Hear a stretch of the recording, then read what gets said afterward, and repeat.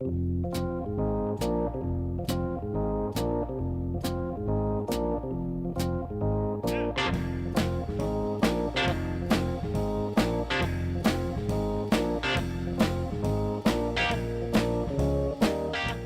guys, we're back with part 2 of the Bel Air Basics Chevy 230 build, straight 6.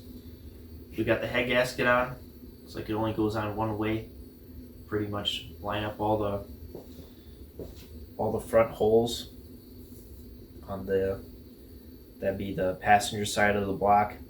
And then there's 2 cutouts for your water jackets. That goes to the back of the block. So we got that on. Now we're gonna put the cylinder head on. We got everything cleaned up.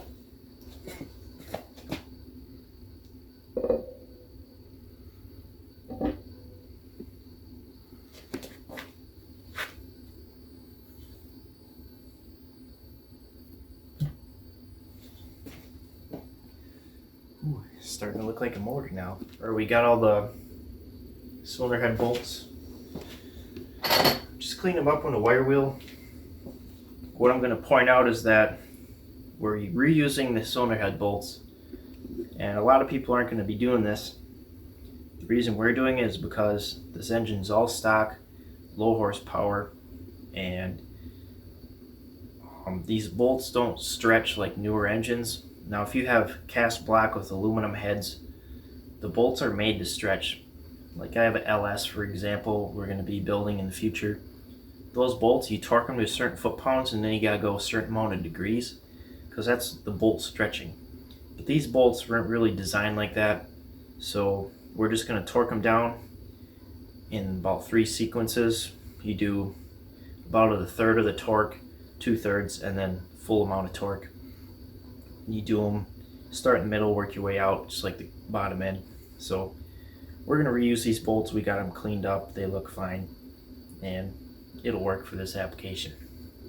All the cylinder head bolts on this short deck engine, not sure about the tall deck, probably the tall deck engines, your 250s, 292s.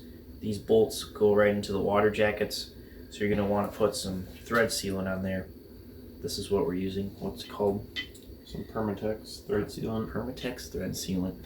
One last thing, all these head bolts get tightened down to 95 foot-pounds, unless you have the short deck engine, which is what this is. The 2 front bolts, you're going to want to go to 85 foot-pounds, just because there's not as much material there. What you really should do is have the water pump bolted on first to kind of make this more rigid, but since we're using stock bolts, 95 foot-pounds isn't a whole lot.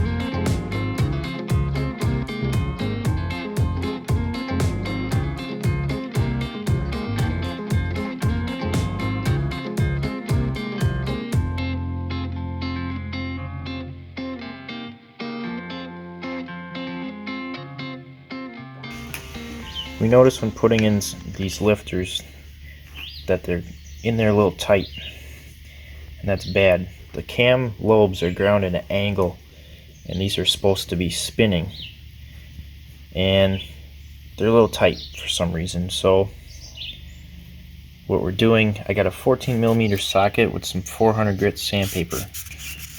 Really all this is from sitting in my garage, some surface rust. So some of them are good, only a few of them are tight, but just going through all of them like this. And you're going to want these to spin. They should go in and out easily. You should be able to spin them by hand, even if your hands are full of oil.